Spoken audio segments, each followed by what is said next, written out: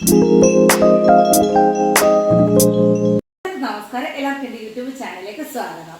അപ്പം ഞാൻ ഇന്ന് നല്ലൊരു അടിപൊളി ഐറ്റം കൂടെ വന്നേക്കുന്നത് കേട്ടോ. നമ്മുടെ നാട്ടിലൊന്നും അല്ലേ, പഞ്ചാബിയിലെയാണ്. പഞ്ചാബിലാന്ന് വെച്ചാൽ ഞെട്ടണ്ട, പക്ഷേ രുചിയുണ്ടല്ലോ, ഒരു ഒന്നൊന്നര രുചിയാണ്. നമ്മൾ ഈ പറയത്തില്ല, നമ്മൾ ഏതെങ്കിലുമൊക്കെ വലിയ ഹോട്ടലിലൊക്കെ ചെല്ലുമ്പോൾ കിട്ടുന്ന വലിയ ഹോട്ടലിൽ, നമ്മുടെ നോർമൽ സാധാരണ കൊച്ചു കൊച്ചു റെസ്റ്റോറൻറ്റിലെ കാര്യമില്ല പറയണേ, വലിയ ഹോട്ടലിലൊക്കെ ചെല്ലുമ്പോൾ നമുക്ക് ചില ചിക്കൻ്റെ ഐറ്റംസ്, മട്ടൻ്റെ ഐറ്റംസോ അല്ലെങ്കിൽ ബീഫിൻ്റെ ഐറ്റംസോ ഒക്കെ തരുമ്പോൾ നമുക്കൊരു പ്രത്യേക രുചിയല്ലേ അതിൻ്റെ ഗ്രേവിക്കൊക്കെ.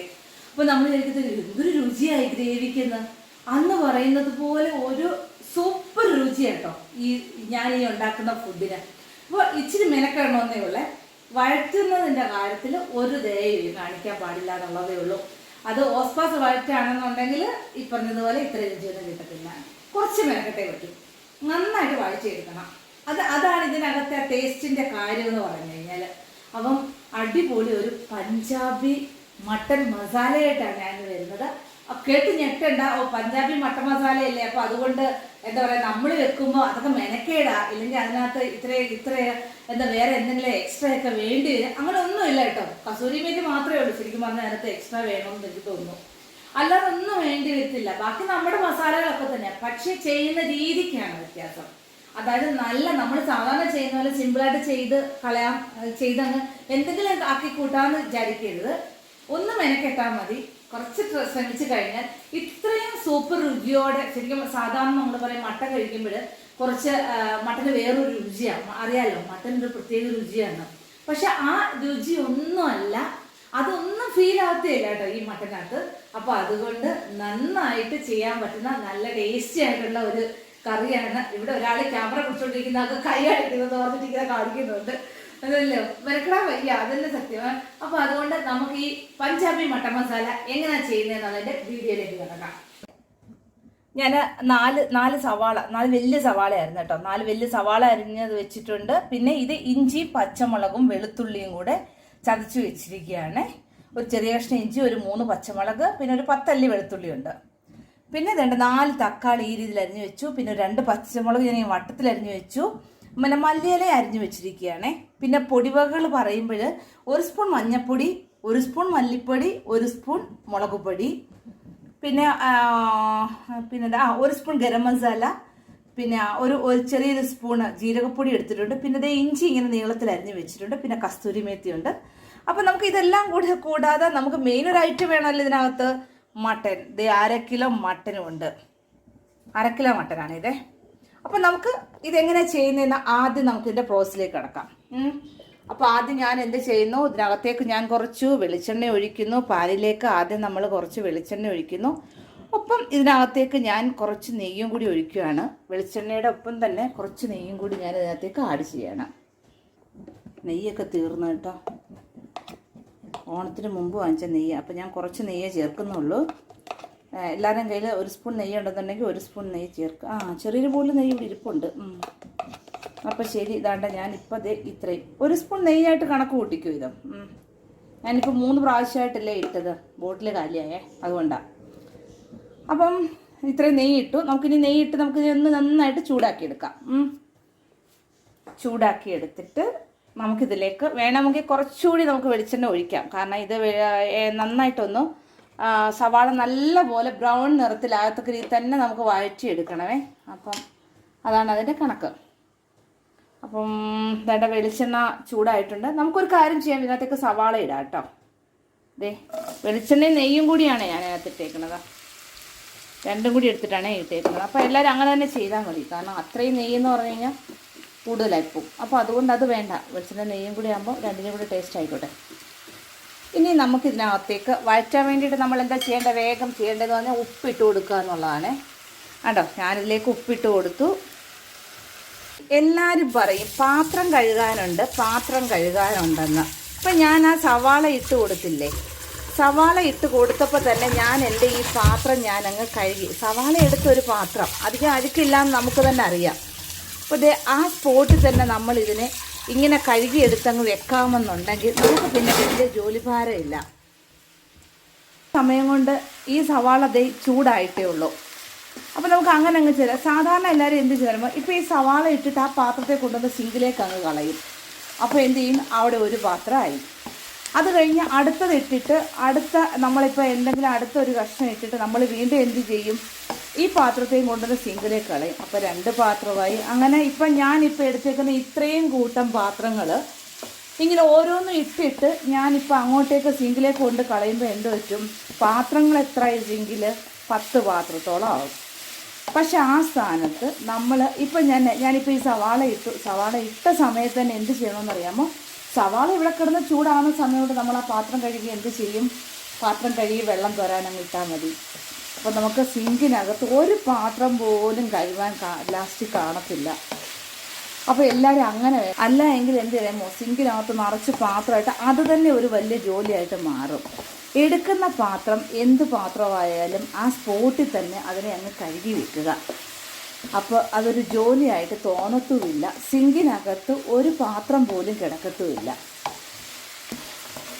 എല്ലാവരും അങ്ങനെ വേണം ചെയ്യാനായിട്ട്.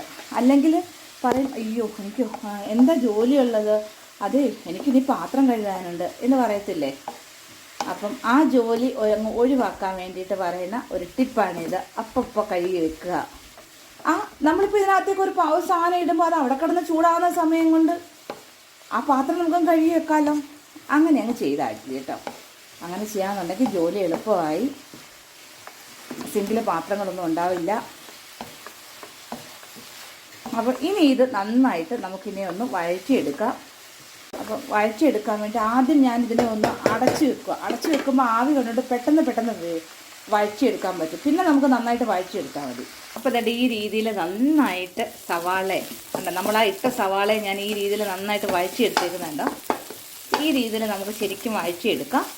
എന്നിട്ട് നമുക്കിനി ഇതിലേക്ക് അടുത്ത് കൊടുക്കാൻ പോകണമെന്ന് പറഞ്ഞു കഴിഞ്ഞാൽ ഇഞ്ചിയും പച്ചമുളകും വെളുത്തുള്ളിയും കൂടെ ചതച്ചതാണ് ഞാൻ ഇതിലേക്ക് ഇടാൻ പോകുന്നത്. അപ്പോൾ വേണ്ട ഇഞ്ചിയും പച്ചമുളകും കണ്ടോ, ഇഞ്ചിയും പച്ചമുളക് ഇട്ടപ്പോഴത്തേനും പാത്രമൊക്കെ തെറിച്ചങ്ങ് പോയി. ഇതിൻ്റെ പച്ചമണം മാറണമേ. പച്ചമണം മാറുന്നത് വരെ വേണം നമ്മൾ അത് വഴറ്റിയെടുക്കേണ്ടത്, എങ്കിലേ ഇത് കൊള്ളാവൂ. അതായത് ഒരു 5 മിനിറ്റ് നമുക്ക് ഇങ്ങനെ തന്നെ നമുക്ക് നന്നായിട്ടൊന്ന് വഴറ്റിയെടുക്കാം. പച്ചമണമൊക്കെ ഒന്ന് മാറി കിട്ടട്ടെ.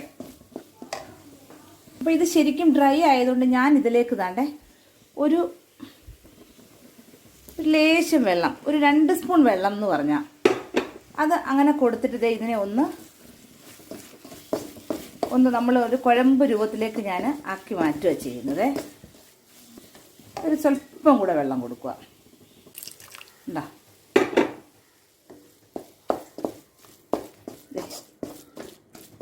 അങ്ങനെ വെള്ളം കൊടുത്തിട്ട് നമ്മളിതിനെ വീണ്ടും നന്നായിട്ട് നമുക്കൊന്ന് വഴറ്റിയെടുക്കാം. ഇനി നമുക്ക് എടുത്തു വച്ചിരിക്കുന്ന പൊടിവകളൊക്കെ നമുക്ക് ഇതിലേക്ക് കൊടുക്കാം. അതായത് മഞ്ഞൾപ്പൊടി 1 സ്പൂണ്, മുളക് പൊടി 1 സ്പൂണ്, മല്ലിപ്പൊടി 1 സ്പൂണ്, ചെറിയ 1 സ്പൂൺ ജീരകപ്പൊടി. അപ്പോൾ ആദ്യം നമ്മൾ ഇത്രയും പൊടിയാണ് കൊടുക്കേണ്ടത്. പൊടി കൊടുത്തിട്ട് നമുക്ക് ഈ പൊടിയെ നന്നായിട്ടൊന്ന് വഴറ്റിയെടുക്കാം. അപ്പോൾ വഴറ്റിയെടുക്കുമ്പോൾ ഇങ്ങനെ അങ്ങ് ഡ്രൈ ആയി പോകുന്നില്ലേ. അപ്പോൾ നമുക്കൊരു കാര്യം ചെയ്യാം, വീണ്ടും നമ്മളൊരു 2 സ്പൂൺ വെള്ളം കൊടുക്കാം. ഉണ്ടാ ഒരു ലേശം വെള്ളം കൊടുത്തിട്ട് നമുക്കിതിനെ നന്നായിട്ടൊന്ന് വീണ്ടും കുഴമ്പ് രൂപത്തിലേക്ക് നമുക്ക് ആക്കിയെടുക്കാം.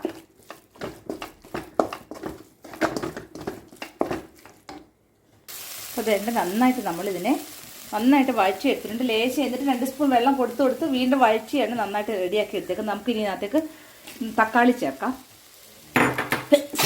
അതിനിടയിൽ ഞാൻ തുമ്മുന്നു. അപ്പോൾ നമുക്ക് തക്കാളി ചേർത്ത് നന്നായിട്ട് നമുക്ക് വഴറ്റിയെടുക്കാമേ.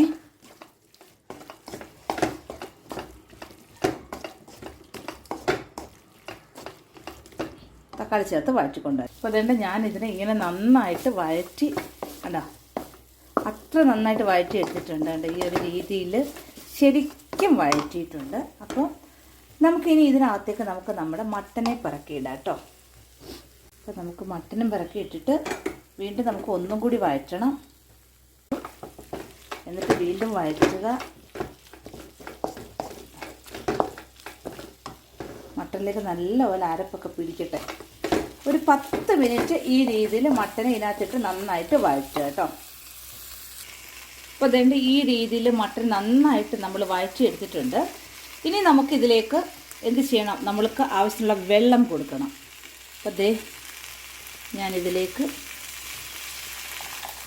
കുറച്ച് വെള്ളം കൊടുക്കണം, കാരണം മട്ടൻ വേവണ്ടേ. അപ്പോൾ ഞാനിതിലേക്ക് കുറച്ച് വെള്ളം കൊടുത്തു. ഇനി എന്നിട്ട് നമുക്ക് ഉപ്പൊക്കെ നോക്കണം കേട്ടോ. ഉപ്പൊക്കെ നോക്കിയിട്ട് വേണം. ഞാനൊരു ലേശം കൂടി വെള്ളം കൊടുക്കുവാണേ, കാരണം ഇത് വെന്ത് റെഡിയായി വരട്ടെ. അപ്പോൾ ആവശ്യത്തിന് ഉപ്പും കൊടുത്ത് നമുക്കിതിനെ അടച്ചു വെച്ച് വേവിക്കാം. ഞാനിത് ഇടയ്ക്കൊക്കെ ഒന്ന് ഇളക്കി കൊടുത്തു. എങ്കിലും നമ്മുടെ കറി കണ്ടോ, അടിപൊളിയായിട്ടുണ്ടേ. കണ്ടോ, എന്താ ഭംഗിയുണ്ട് കാണാൻ തന്നെ. കാണുമ്പോൾ തന്നെ വായിക്കൂടെ വെള്ളമൊക്കെ ഊർന്നില്ലയോ? നോക്കിയേ. അപ്പോൾ ഇനി നമുക്ക് ഇതിനകത്തേക്ക് ഇത്തിരി കാര്യങ്ങളൊക്കെ ചെയ്യാനുണ്ടേ. അപ്പോൾ അതും കൂടിയൊക്കെ ഞാൻ ചെയ്യുക. ഇപ്പോൾ മട്ടനൊക്കെ ഓൾറെഡി റെഡി ആയിട്ടുണ്ട്, വെന്തിട്ടുണ്ട്. അപ്പോൾ ഇനി നമുക്ക് ഇതിനകത്തേക്ക് കുറച്ച് സാധനങ്ങളും കൂടി ഇടണം. അതായത് ഗരം മസാല, പിന്നെ ഞാൻ കുറച്ച് ഇഞ്ചി ഈ രീതിയിൽ സ്ലൈസ് ആക്കി വെച്ചിട്ടുണ്ട്. ഇത് ഞാനിനി അതും കൂടി അതിനകത്തേക്ക് ഇടുകയാണ്. അപ്പോൾ എന്നിട്ട് നമുക്ക് വീണ്ടും ഒന്നും കൂടി നമുക്ക് നന്നായിട്ട് ഇതിനെ ഒന്ന് ഇളക്കി കൊടുക്കാം. ഗരം മസാല ഇപ്പോഴാണ് ഞാൻ ഇട്ടത് കേട്ടോ. അപ്പോൾ ഇനി നമുക്ക് ഇതിനകത്തൊക്കെ ഈ ഒരു സാധനം കൂടി ഇടാനുണ്ട്. ഒരു സാധനം അല്ല കേട്ടോ, ഇനിയുണ്ട് ഒരുപാട് കാര്യങ്ങൾ ഇടാൻ. കസൂരി മേത്തി പൊടിച്ചിട്ട് ഞാനൊന്ന് മിക്സിയിലിട്ട് പൊടിച്ചാണേ, ഒത്തിരി പൊടിഞ്ഞില്ല. ഈ ഒരു രീതി മാത്രമേ പൊടിച്ചെടുത്തുള്ളൂ കണ്ടോ. അതും കൂടി നമുക്ക് ഇതിനകത്തേക്ക് ചേർക്കാം. അതുകൂടി ചേർക്കുമ്പോൾ ഭയങ്കര ടേസ്റ്റ് ആയിരിക്കേ. അത് ഞാൻ ചേർത്തു ഇതിനകത്തേക്ക്. അത് കഴിഞ്ഞിട്ട് നമുക്ക് ചേർക്കാനുള്ളതെന്ന് പറഞ്ഞു കഴിഞ്ഞാൽ മല്ലിയില ചേർത്തു. നമുക്ക് നന്നായിട്ട് ഇളക്കി കൊടുക്കാം. എന്നിട്ട് നമുക്ക് ഇതിനകത്തിന് ഒരു സാധനം കൂടെ ഞാൻ ചേർക്കാൻ പോവാണ്. ഇത്തിരി പച്ചമുളക് അരിഞ്ഞത്. നമ്മൾ നേരത്തെ അരച്ചെടുത്തതല്ലേ ഉണ്ടായിരുന്നുള്ളൂ. അപ്പോൾ ഞാൻ കുറച്ച്, എന്നിട്ട് നമ്മൾ വേറെ പാത്രത്തിലാക്കിയിട്ട് ഒന്ന് ഡെക്കറേറ്റ് ചെയ്യാൻ വേണ്ടിയിട്ട് ഞാൻ 5-6 പച്ചമുളക് അരിഞ്ഞ് മാറ്റി വെച്ചിട്ടുണ്ട് കേട്ടോ. അപ്പം ഇത്രയൊക്കെ നമ്മൾ ഇട്ടല്ലോ. ഇനി ഇത് ഒന്നും കൂടി ഇരുന്ന് റെഡി ആവട്ടെ. ഇത് ഇച്ചിരി എന്താ പറയുക, വഴറ്റുന്നത് ഇച്ചിരി ശരിക്കും പറഞ്ഞാൽ കുറച്ച് നേരം മെനക്കെട്ട് വഴറ്റണം കേട്ടോ. അല്ല എങ്കിൽ മാത്രമേ ഈ ഒരു ടേസ്റ്റ് ഒക്കെ കിട്ടുള്ളൂ. കുറച്ച് നന്നായിട്ട് നല്ലപോലെ ഞാൻ ചെയ്ത പോലെ തന്നെ കുറേ നേരം ഇട്ട് വഴറ്റിയെടുക്കുക. ഓരോന്നും ഇട്ടതിന് ശേഷം കുറേ നേരം ഇട്ട് വഴറ്റുക. സവാള നല്ല ബ്രൗൺ ആകണം. അതുപോലെ തന്നെ ഓരോ പൊടികൾ കഴിയുമ്പോഴും എണ്ണ തെളിയുന്നത് വരെ നന്നായിട്ട് വഴറ്റുക. എണ്ണ തെളിഞ്ഞില്ല എങ്കിൽ പോലും അറ്റ്ലീസ്റ്റ് അതുവരെയെങ്കിലും നന്നായിട്ട് വഴറ്റിയെടുക്കുക. അങ്ങനെ ഈ ഒരു ഐറ്റം എന്ന് പറഞ്ഞാൽ വഴറ്റിയെടുക്കുന്നതിനകത്താണ് കാര്യമേ. അപ്പോൾ അത് പ്രത്യേകം ശ്രദ്ധിക്കണം. പിന്നെ ഉപ്പൊക്കെ നോക്കണം. അപ്പോൾ കണ്ടോ, എൻ്റെ പഞ്ചാബി മട്ടൻ മസാല റെഡി ആയത് കണ്ടോ. അപ്പോൾ നമുക്ക് ഇത് മറ്റൊരു പാത്രത്തിലേക്ക് നീക്കാം. അപ്പോൾ ഞാനൊരു മറ്റൊരു പാത്രത്തിലേക്ക് ഇത് മാറ്റട്ടെ.